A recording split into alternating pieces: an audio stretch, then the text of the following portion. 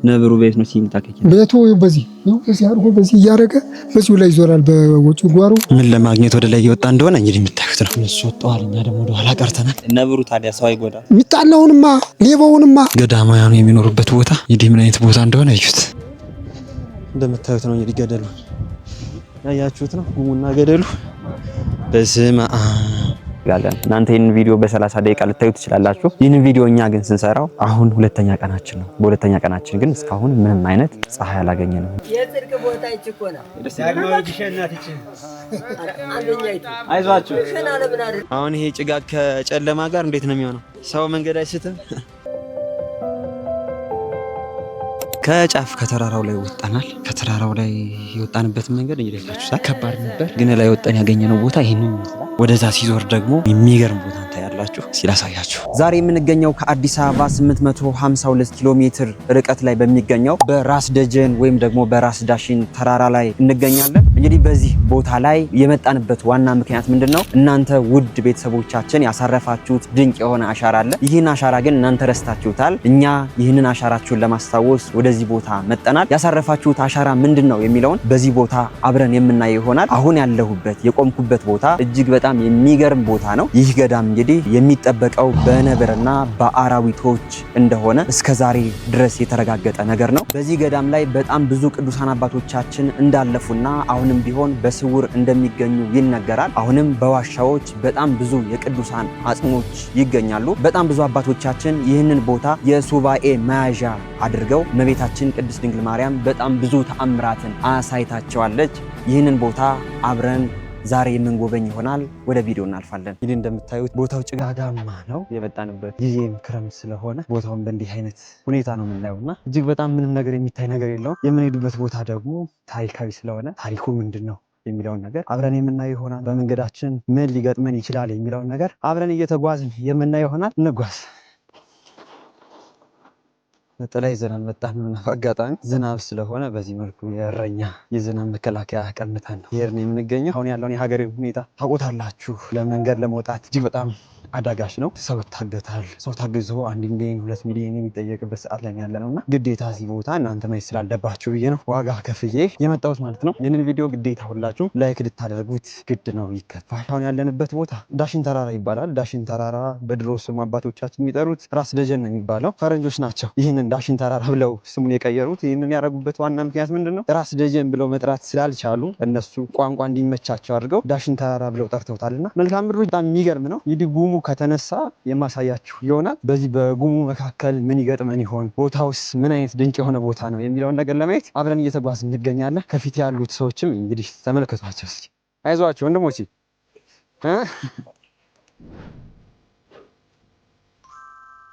እንደምታዩት እንግዲህ ቦታው በዚህ መልኩ ነው። ዝናብ ስለሆነ እሱ ምንድነው የሚባል ጎማ ገሳ። እንግዲህ ቪዲዮ እይተራችን የጎማ ገሳ ቢለብስም ይህንን ዝናብ መቋቋም አልቻልንም። ሁላችንም ቢሆን ዝናቡ ኃይለኛ ስለሆነ ጉዟችንም ከዚህ በላይ መቀጠል አልቻልንም። በመጨረሻም በጣም ከብዙ ፍለጋ በኋላ ይህንን ጎጆ ቤት አግኝተናል። ወደዚህ ጎጆ ቤት ደግሞ ልንገባ ስንል የገጠመን ነገር ምንድነው? ኃይለኛ ውሻ ቤቱ በራፍ ላይ ጠብቆናል። ባለቤቶች እንግዲህ የእኛን ድምፅ ሰምተው እስከሚመጡ እጅግ በጣም ብዙ ዝናብ ያረፈብን። በጣም ከብዙ ቆይታ በኋላ ባለቤቶች ወጥቶ የሚገርማችሁ ነገር በዚህ በሰሜን አካባቢ እንግዳ ሆናችሁ ስትመጡ እንደ አባቶች ባህል ሰላም ብላችሁት ወይም ደግሞ ጉንጩን ስማችሁት ነው አብራችሁ ወደ ቤቱ የምትገቡትና በዚህ መልኩ ነው እንግዲህ የሰሜን ሕዝብ እንግዳ የሚቀበለው። ወደ ቤትም ስንገባ ያገኘነው ነገር በጣም በርዶናል።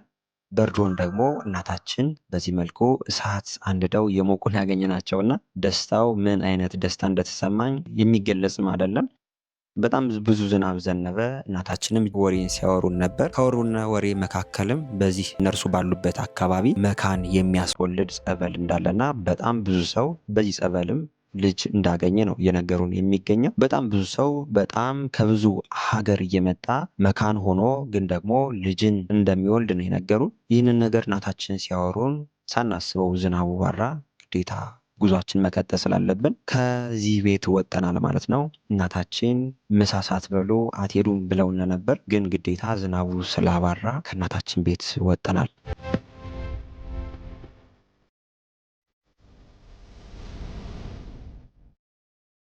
እንግዲህ እናታችን ደስ የሚል አቀባበል ተቀብላ አይታችኋል። አሁን ላይ ደግሞ እንግዲህ መንገዳችን ጀምረናል። መንገዱ እጅግ በጣም የሚገርም ነው። ሲዩት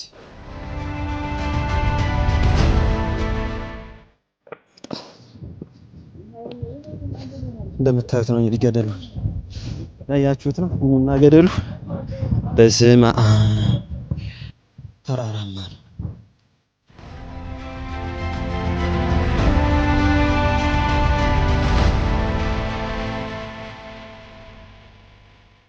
ላይ ያለው የሀገራችን ወቅታዊ ሁኔታ እንግዲህ ሁላችሁም የምታውቁት ነው። ወጥቶ ለመግባት አዳጋች ነው መንገድ ላይ።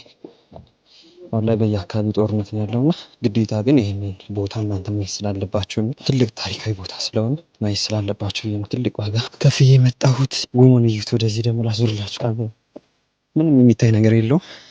በዚህ መልኩ እንግዲህ ጉዟችን የቀጠልንበት ባለንበት ሰዓት አባቶቻችን አንድ አባትን ልከውልናል። እኚህ አባት ከኛ ለመድረስ 2 ሰዓት የእግር ጉዞ አድርገዋል። እንግዲህ እኛ በዝናብ እንዳንመታ ነው ጥላ እንግዲህ ይዘውልን የመጡት። እኚህ አባት እንግዲህ ለእኔም ጥላ ሰጡኝ። ለኢዲተራችን ደግሞ ያደረገው ገሳ እጅግ በጣም ጭቃ ነበር።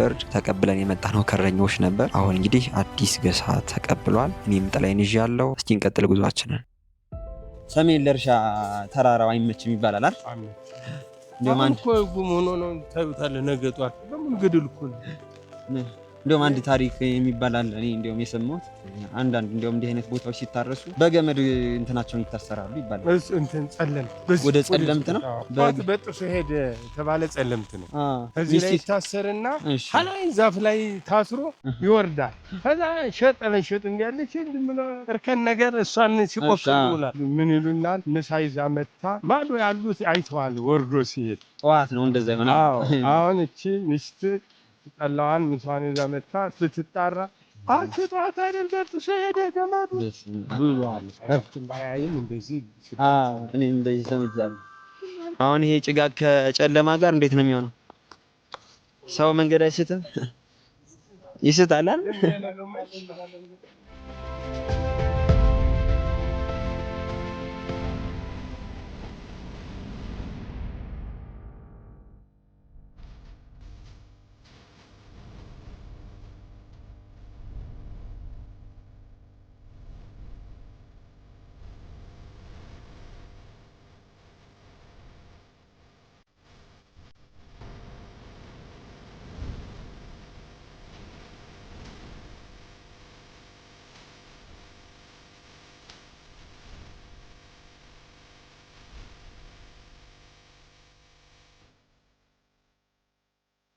እንግዲህ እንደምታዩት ከቦታው እየደረስን እንገኛለን። ከባጃጅ ከወረድን በኋላ ቢያንስ ወደ 2 ሰዓት መሰለኝ ወደ ታች በገደል እየተጓዝን የሚገኘው እና በጣም የሚገርም ቦታ ነው። ታሪኩን ደግሞ ከአባቶች ጠይቀን ታሪኩን እንደሆነ በዚህ ገዳም ምን ታምር እንደተሰራ አብረን የምናይ ይሆናል። ገዳሙ እየደረስን እንገኛለን እና እዚያ አብረን እንገኛለን።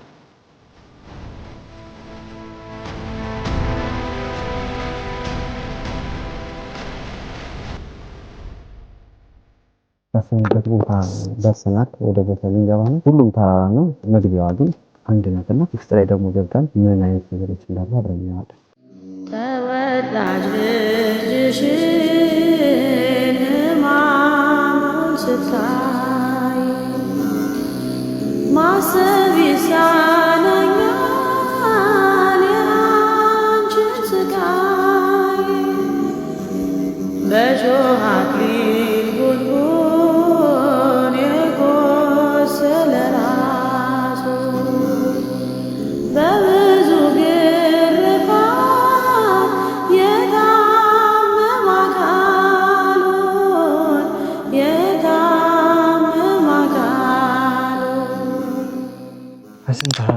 ስንት ገደል ወጣና አዲስ አበባ ስንት ኪሎ ሜትር ነው? 852 ኪሎ ሜትር ነው የሚርቀው። 852 ኪሎ ሜትር በኋላ ደግሞ በጣም ብዙ ገደሎችን ወደ ታች በጣም ብዙ ሜትሮችን ተጉዘናል። እዛ በኋላ ነው እንግዲህ ይህንን ቦታ ያገኘነውና ከገዳሙ ቅጽር ገብተናል። ገዳሙ ቅጽሩ እንግዲህ 2 ሰዓት የመጣነውን ሁሉ የእርሱ ቅጽር ነው፣ ግን ቢሆንም የገዳሙ ግቢ የሚዘጋው ዛሬ ነውና አብረን ደግሞ እንግዲህ የሚሆነውን ነገር አብረን የምናየው ይሆናል። እንግዲህ የገዳሙ ገብተናል። በዚህ መልኩ አቀባበል እየተደረገ ይገኛል። እንግዲህ አባቶቻችን እንግዲህ አቀባበላቸው ይህንን ይመስላል። እንደዚህ አድርገው ይቀበሉናል ብለን ተስፋም አላደረግንም። እንኳን ደህና መጣችሁ። ካንቸር እንዳው ካንቸር ገባችሁ።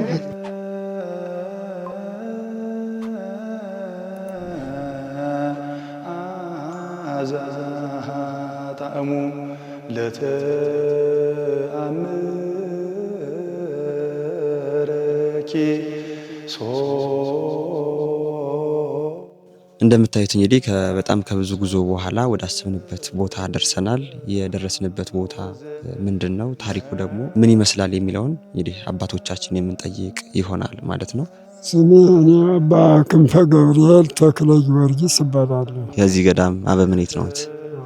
አባ ኃይለ ማርያም ይባላሉ። በወልደ ሳዱቅ ነው የሚባለው። ሳዱቃን በምትባለው ቦታዋ ናት። ቦታዋና ስማቸው እግዚአብሔር አምላክ አንድ አድርጎት ከአብረንታንት ነው የነበሩ የሚባለው። እሳቸው መጀመሪያ ይቺ ቦታ በብርሃን ተከባ ታጌሻቸው ይባላል። እሳቸው ከአብረንታንት እያሉ ከገዳሙ እያሉ ይቺ ቦታ ጽድልት ብርሂት ሁና በመብራት ተከባ ያይዋታል። ከዛም ተነግራቸው ጽላቷን ይዘው ሂድ ተብለው ጽላቷን ይዘው ከአንድ ቦታ ወደዚህ ቀረብ ይላል። ሲደርሰው የእናቶች ገዳም ትባላለች። ከሱ ሲደርሰው 40 ቀን ሱባኤ ገብተዋል። ኋላ ግን አይደለም ተብለው ዝሮ ተነግራቸው ዝረው እዚሁ መጥተዋል። ከዛ በራእይ ሲያዩ እስከ 40 ትውልድ ቃል ኪዳን ተሰጥተው ነው መጡ። የቃል ነገር ይረሳል። አሁን እኛ የምናያለን የማህተም ነው እንጂ በ1010 ነው የተመሰረተች ላሉ አሁን እንትን ስናይ ግን በ1044 ዓመተ ምህረት 1044 በጣም ድንቅ ገዳም ናት። ታሪካዊ ቦታ ናት። እመቤታችን ደግሞ በሱባኤዋ በጣም ድንቅ ተአምር የምታደርግበት ቦታ ናትና በጣም ብዙ ሰው ድንቅ ተአምር ተደረገልኝ ይላል። የሚያውቁት ነገር ካለ ሰው እንደዚህ ድንቅ ተአምር ተደርጎልታል የሚሉት ነገር ካለ አባቶች በጎንደርም ከአዲስ አበባ እንደዚህ ይመጣሉ፣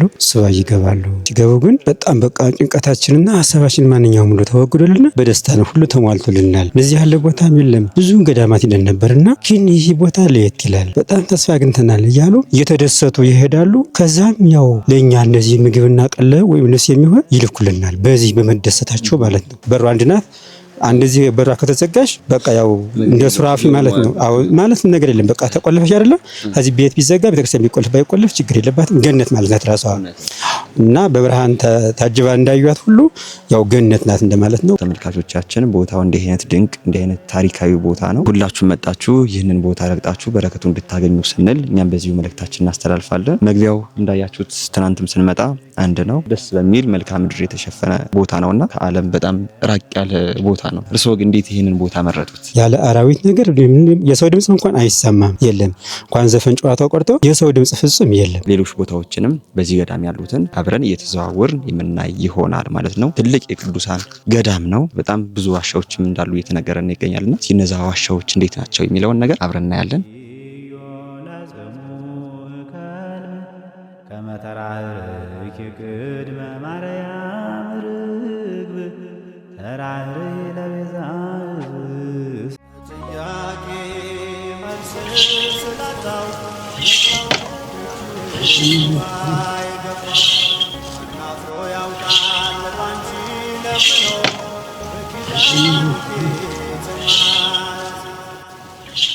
አሁን ያለንበት ቦታ ደግሞ ቀድሞ ሱባኤ የያዙበት አሁንም አጽማቸው ያለበት ነው። አጽማቸው ግን እንደዚህ አንዳንድ ችግረኛ በኑሮው በትዳሩ ችግር ቢለው አባ ሳዱቅ አጽም እጅ ወድቄ ተነስቼ ልምጣ ብሎ ከዚህ መጥቶ ሱባኤ ገብቶ በዛ ከተባለ 7 በቀረው በሳሉት ነብሩ መጀመሪያ እንደመጣው ነብሩ ይመጣል። ነብር መስሎ ይመጣል። ለደነገጠ ወጥቶ ይሄዳል። እኔ አምኜ ነው የመጣሁ ብሎ ከዚች የተቀመጠ በ7 ቀን ተስፋ አግኝቶ በዓለም በደስታ ኑሮውን እያሳደሰ የሚኖር በአባ ሳዱቅ አማላጅ በአጽማቸው ነው። አሁን ያለንበት ቦታ የቅዱሳን አጽም ያለበት ቦታ ዋሻው ነውና እነዚህ አጽም የተሰበሰቡት ቅዱሳን ሲያርፉ እየመጡ አጽማቸው በዚህ የተቀመጠ ነው ወይስ ደግሞ ከዚህ ሱባኤ ሲገቡ ነው በዛው እያረፉ ያሉት? አባቶች አንደኛው የቦታው ባለቤት ጻድቁ የአባ ወልደ ሳዱቅ ነው። ያም ሲሆን እንግዲህ እሳቸው መጀመር ያው ከዛ ከቤተ መቅደስ ሲቀመጥ ነበረ። ኋላ ግን አየባሰው ነው ተብሎ ከዚህ መጥቶ ተቀመጠ። ያም ሲሆን በፈቃደ እግዚአብሔርና በራእይ ማለት ነው። እንዲሁም ሲሆን ደግሞ ያው የእሳቸው ጓደኞች ባይታውያን የበቁ በቃ እሳቸው ካሉበት እንግዲህ ምስለ ፍልሰት ደምረን እሙ እንዳለ ከእሳቸውማ እኛ መደመር አለብን እያሉ እንዲሁ በብቃትና በራእይ እየታያቸው እየመጡ ከዚሁ ሲደርሱ እንዲሁ ያርፋሉ። ያው ፈቃደ እግዚአብሔር እየሆነ እንዲሁ ያርፋሉ፣ ከዚሁ ይቀመጣሉ ማለት ነው። በዚሁ ምክንያት በእነሱ የቅዱሳን አጽም ስላለ ቅድም ሲነገር እንደቆየው ያው የከፋው ሰው እንግዲህ ክርስቲያን ሁሉ ማንኛውም ዓለም ሞላለት ሲል ከዚሁ መጥተው እግዚአብሔርን ይጠይቃሉ። እግዚአብሔርን ሲጠይቁ እንግዲህ የቅዱሳን አጽም ስላለ ቅዱሳን በስጋቸው ይሞቱ በነፍሳቸው ህልው ስላሉ እነሱ እየተገለጹላቸው እነሱ እየነገሯቸው በቃ ወደ ምንናም ይሁን ወደ ማንኛውም ይሁን እነሱ እየተገለጹላቸው ይኖራሉ ማለት ነው። ሰውነት ሞገስ ነው። እዚህ አካባቢ ነዋሪ ነው ወይ? አዎ እዚህ ነው። ድሃው ሁላ መጥቶ የሚድንበት ነው እዚህ። አሁን ግና ከጊዜው ጋራ ድብልቅልቅልቅ አለና ሌባው በዛ፣ ቀጣፊው በዛ። ቤተክርስቲያን መሰርከት መጣ። መጣፏን ሁላ አጉዞ የሚናገረው መጣፏ ሁላ የጥንቱን የሚናገረውን ሁላ ፍልስልስ አድርጎ መጣፉን ወሰደው ሌባ። ከዛ ወደዛ አዳቀቃት። የአባቴ ወልደ ማርያምን መቁነን ተማሪ በልቶ አንተን የበላው ሲባል ያን ባሪያ ይዘው በዱላ መቁነን እንዴት ትሰርቃለህ ትበላለህ ተብለ በዱላ ሲያሰጡት እራው ዱላው ሲበዛበት በልቼ ይላል። የበላ ሌላ ነው። ያንነን ይበላና በመምር አምላክ በመቤቴ ጠበሏን እንጠጣ ተባለ። እኔ አልደረስኩም አለ። ክውና አድርገው ያን ጠበል ተማሪው ሁላ ይጠጣ። ያ የበላ ቲው ብሎ ተነፋ። ሆዱ ተነፋና እዚዮ እንዴት እናድርግ እዚዮ ለካ አንተን ተናገር። አሁን የኔ የበላሁ ያን ያስወቃህ አንተ ነህ። አዎ እንደገና ወድቀው ተነስተው እንደገና አሽተው በመስቀሉ ሞት ዳን። እንግዲህ አባቶቻችን እንደሰማችኋቸው ይህ ቦታ እንዲህ አይነት ድንቅ እና ተአምራዊ ቦታ ነው። ዋሻውንም እንዳያችሁት ነው። ብዙ የቅዱሳን አጽምም ያለበት ቦታ ነውና ሁላችሁም ኦርቶዶክሳውያን በዚህ ቦታ መጣችሁ ይህንን በረከት እንድታገኙ ስንል እኛም በዚሁ መልእክታችን እናስተላልፋለን። በዚህ ቦታ ሌላም ድንቅ ነገር አለና እስኪ አብረን የምናየው ይሆናል።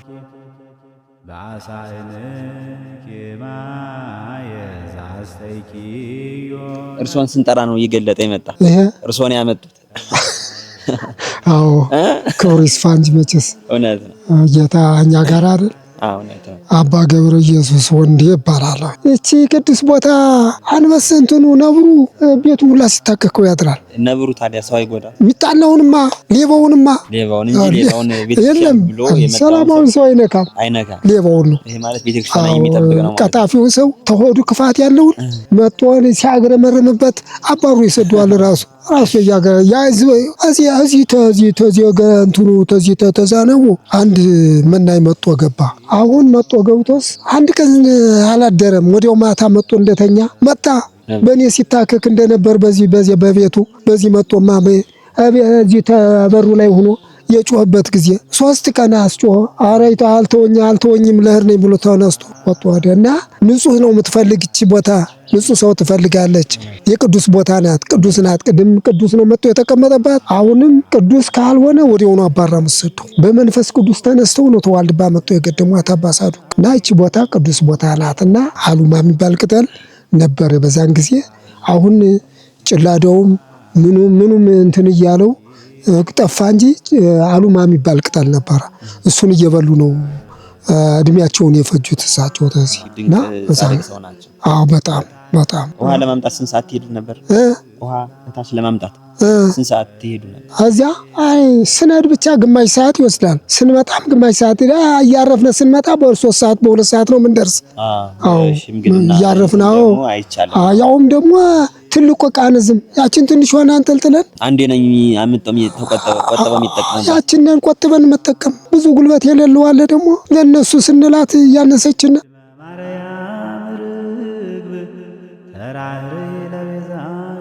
ትናንት እንደመጣን ነው እንዳደር ነው። ምንም ፀሐይ የወጣ ነገር የለም። ፀሐይ ለ30 ደቂቃ ትወጣለች። እንደገና ደግሞ ወጣን ቀረጻ ልናደርግ ስንል ደግሞ ወዲያው ፀሐይዋን ይዞ ይሄዳልና አሁን እንደገና ደግሞ ይውላችሁ ጉሙን እንዳለ ሸፍኖታል። በራስ ደጀን ተራራ አካባቢ ነው ይሄ ገዳም የሚገኘውና ይሄ ነገር ደግሞ ከተገለጠ አብረን የምናየው ይሆናል። እኛም እየጠበቅን ነው፣ ጓጉተናል ቦታውን ለማየት። እናንተም እንግዲህ እየጠበቃችሁ እንደሆነ ተስፋ እናደርጋለን። እናንተ ይህን ቪዲዮ በ30 ደቂቃ ልታዩ ትችላላችሁ። ይህን ቪዲዮ እኛ ግን ስንሰራው አሁን 2ኛ ቀናችን ነው። በ2ኛ ቀናችን ግን እስካሁን ምንም አይነት ፀሐይ አላገኘንም። በዚህ የሚኖሩ በግብርና የሚተዳደሩ ሰዎች እንዴት ብለው እንደሚኖሩ አላውቅም። አንድ ሰው በኢትዮጵያ ማየት ካለበት ቦታ መካከል በሰሜን ያለውን ራስ ደጀን ተራራ፣ ከራስ ደጀን ተራራ ደግሞ ሰው ከመጣ በኋላ ይህንን ገዳም አይቶ ተባርኮ መሄድ ይጠበቅበታል። አሁን ደግሞ እጅግ በጣም ሩቅ የሆነ ተራራ ልንወጣ ነው። በዛም ተጉዘን የሚገርም ነገርና አብረን የምናይ ይሆናል። አብረን እንሄዳለን።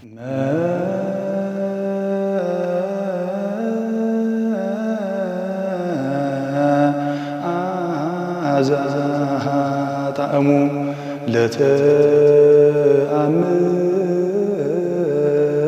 ለተአምረኪ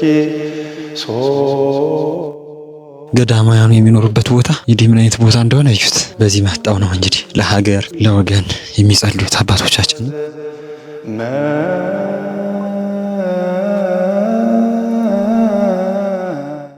ለማግኘት ወደ ላይ እየወጣ እንደሆነ እንግዲህ የምታዩት ነው። በመሰላል ነው የምንወጣው። አይዞን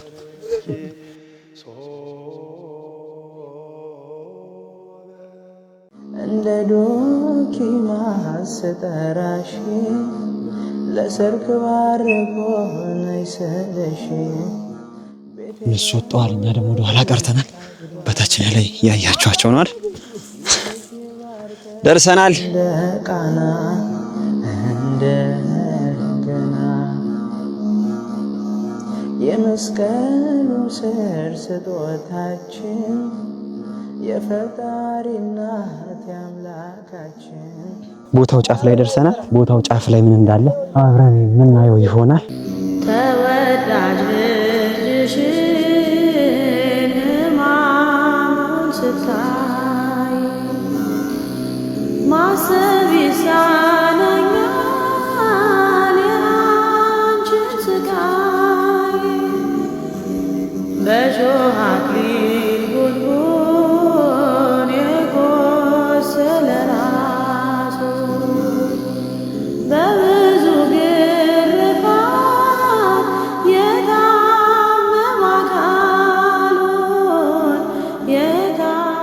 ካሰብንበት ከጫፍ ከተራራው ላይ ወጣናል። ከተራራው ላይ የወጣንበት መንገድ እንግዲህ ከባድ ነበር፣ ግን ላይ ወጣን ያገኘነው ቦታ ይሄንን ይመስላል። ወደዛ ሲዞር ደግሞ የሚገርም ቦታ ታያላችሁ። ሲላሳያችሁ መስቀል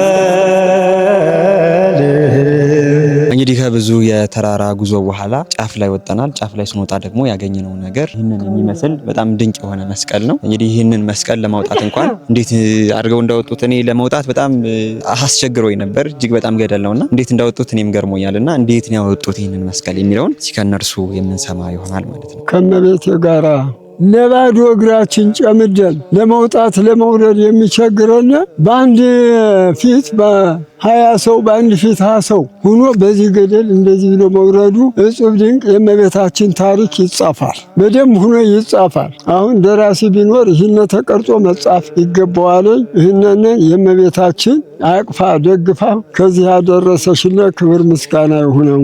ሃሌሉያ መረ ባብኖ በጥል ሃሌሉያ መረ ባብኖት ሞገሶሙ ለጻድቃን ሞገስ ሃሌሉያ መረ ባብኖት ሞገሶሙ ለጻድቃን ሞገስ ዝንቱ መስቀል ለአዳም ዛግብኦ ውስተ ገጽ ዝንቱ መስቀል ለአዳም ዛግብኦ ውስተ ገነት ለተአምረኪ ሶበ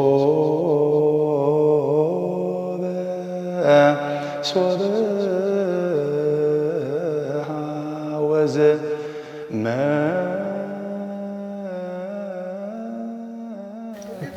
የጽድቅ ቦታ ይችኮና ዳግማዊ ግሸን ናት። ይች አንደኛይቱ አይዟችሁ ግሸን ለምን አይደለሽ? መስቀሉ የወጣ በዚህ ገደል ነው። ያው በዚህ ነው። እሷ ተደርባ ነው ያወጣችው በእሷ ላይ እንጂ በክንፍ ሶበ ወዘ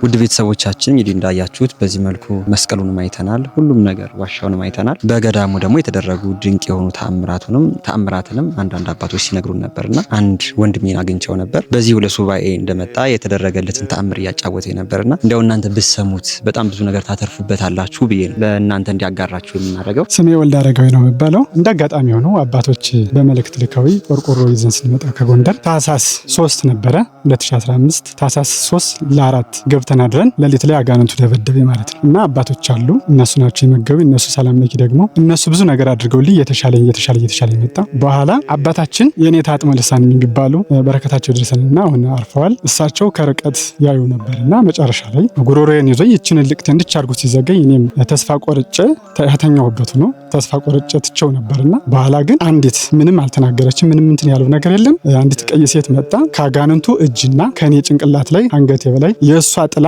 ሲያርፍ ያን አጋንንቱ እጁ ፈዞ ወደ ኋላ ወደቀ። አባታችንም በጸሎት ያዩ ነበርና ከጠጣ መድኃኔዓለም ወስዶ አጋንንቱን አሰሩት። በ5 ተገናኘ ነው እና አሉኝ። በ4 ስልክ አስደውለውብኝ ና የሆነ ቦታ ልንሄድ ነው ሲሉኝ አይ እኔ መምጣት አልችልም አሞኛትን መታመምን አውቃለሁ ና ዝም ብለህ አሉኝ። በ3 ለ4 ነበር 4 ለ5 እነሱ ሳይደርሱ ቀሩ። በ5 ማታ ተገናኘን። እንዲህ ነው ስላቸው ነገ በባዶ ሆድ ነው ማወግዝላሉኝ። 6 ደረሰ ማለት ነው እና የያዘችልኝ ግን ሳዱቅ አምባ ማርያም ናትና እዛ ነው። በሽታው ካንሰር ነበረ። ካንሰር ነውና ልክ ሰላም ለኪ ተይዞልኝ በአቡነ ሳዱቅ አምባ በቅድስት ማርያም በሷ ስም አውግዣለሁ ውጣ ያሽው አንቺ ነሽ እኔ በምክንያት ሊሆን እንጂ የያዘሽልህ እመቤታችን ናት ሳዱቅ አምባ ማርያም ብለው አባታችን ነገሩኝ። ከዛ በ6 አወገዙልኝ። በ7 ቤተክርስቲያን ሂደን ከጭንቅላቴ የነበረው ካንሰር ወጣ። ካንሰሩም በአጋጣሚ እኔ ፎቶ አንስቼ ጥየዋለሁ። ከኔ ወጣ አልመሰለኝም። በጣም ደንግጫለሁ። ልሞት ነው የነበረው። የሳዱቅ አምባ ማርያም ደርሳልኝ። ልክ እናንተም እንደዚሁም ደግሞ የታመማችሁ ሰዎች ካላችሁ ስለተስላችሁ መታችሁ ከዚህ ሱባኤ ገብታችሁ የምትፈልጉትን ነገር እንድታገኙና መታችሁ የበረከቱ ተሳታፊ እንድትሆኑ የወጣው እንትን ከእጅ አለ። እንደዚህ የማታውቋት ሰዎች መታችሁ እንድታውቋትና የበረከቱ ተሳታፊ እንድትሆኑ በመሄታችን ስለ አሳስባለሁ። በጣም ደስ ይላል። እግዚአብሔር ያክብርልን። የካንሰር በሽታ ሌላም በሉ አሁን ላይ በዘመናዊ መንገድ ፈውስ እንኳን የሌለው በሽታ እንደሆነ ሁላችን የምናውቀው ነው። ሰው አሁን ላይ ገንዘብ እየተለመነ የሚታከምበት ሰዓት ላይ ያለ ነውና እመቤታችን ቅድስት ድንግል ማርያም ምንም ወጪ ሳናወጣ በደጇ ስለተገኘን ብቻ እንዲህ አይነት ድንቅ ተአምርን ታሳየናለች ማለት ነው። ለወንድማችን የተደረገለት ተአምር ለሁላችንም ለሕዝበ ክርስቲያኑ ይደረግለት እንላለን። ሁላችሁም ኦርቶዶክሳውያን ይህንን ቦታ መጣችሁ ረግጣችሁ ከበረከቱ ተሳታፊ እንድትሆኑ በዚህ ሁኔ መልእክቴን አስተላልፋለሁ። ወንድማችን እግዚአብሔር ያክብርልን።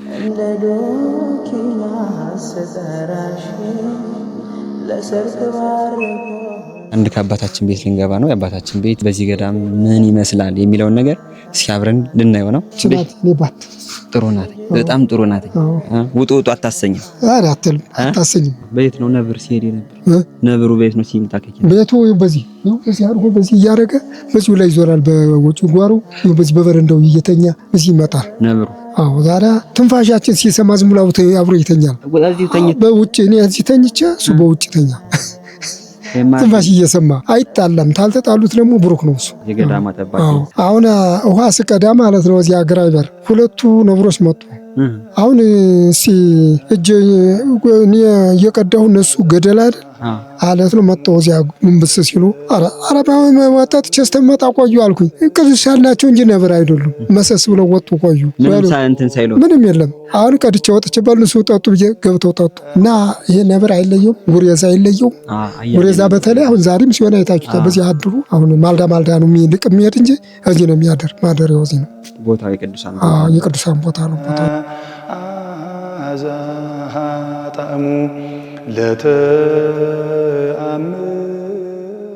ስንት ባውታዊ ትላልቅ እየመጣ እየገባ ረሃማ ጥም እንዴት አድርገን እያለ በውሃ ጥም ተሰደደ። ብዙ ይሄዳል ይመጣል። ውሃ በጣም ችግር ነበረባት። ማለትም እንዲሁም ሰውም ብዙ ጊዜ ያልተቀመጠባት በውሃ ችግር ይመስለኛል። ያው ይመጣል። ያው ውሃ የ3 ሰዓት ወይ 4 ሰዓት መንገድ ነው። ያቺ ተመታ እንግዲህ ወይም ለልሳተንም ለጎረሮ ነው። በዛ እያስተናጋገዱ አባቶች በፍቅሯ ተስበው አቆይተዋት ነበር።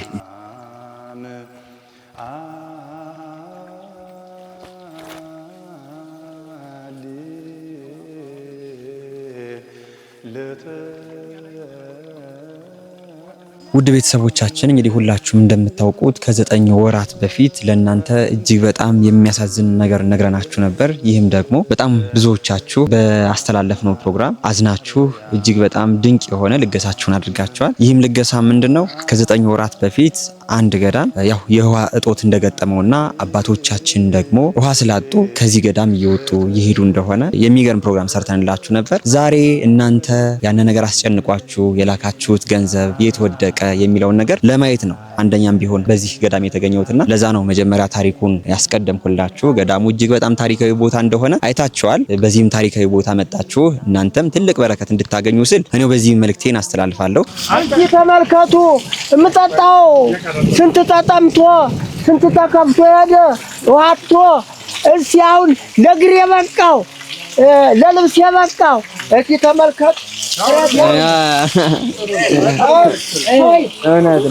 እግዚአብሔር አምላክ በቸርነቱ ወላዲተ አምላክ ምጽዋት ተጨምራበት በጎ አድራጎች ማለት ነው ውሃውን አመጣው አግብተውልን ውሃ መጥቶ ስለገባ አሁን በጣም ደስተኛ ሆነን ሌሎችም እንደዚሁ አባቶች እየመጡ እየተሰበሰቡ በደስታ ላይ ተጨመረ ሰውን እያመሰገኑ በጸሎት ላይ ይገኛሉ። አሁን በጣም ነው የምናመሰግን። አይተነው የማናውቅ ደግሞ በተለይ ይሄዋ እንደው ከዛ ላይ ተነስቶ ይኑላ ሀገር መጥቶ ሽቅብ ውሃ ቁልቁል እንጂ ሽቅብ ይሄዳል ይባላል። ውሃ ቁልቁል እንጂ ሽቅብ ይሄዳል። ሽቅብ መጥቶ ግን ስናይ በጣም ተደሰትን። አባቶቻችን እዚህ የተከሉ መንግስተ ሰማያት ይትከላቸው።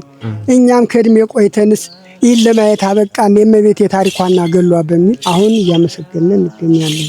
እንደምታዩት እንኳንስ ለገዳሟ ሻግን የጠገበ በሙሉ ከዚህ አሁን አርዲቱ ላትክል እንኳን ለሚጠጣው ለአትክልቱ ለገላው እንደ ልባችን እንደዚህ እየታጠብነ እንቀመጣለን። በማን ላይ ነው? በእናንተ ላይ ነው። ገንዘብ ረክሶ ሳይሆን ለነፍሳችን ምን እንስራ? እቺ ገዳምስ በውሃ አባቶች ተሰደው ከሚሄዱ የአባቶች መረጋጃ እህል ራብ የውሃ ራብ ይበልጣል የሚለውን አይታችሁ እንደዚህ አድርጋችሁ ያስደሰታችሁና ደስ ያለ እንጀራ ይስጥልን።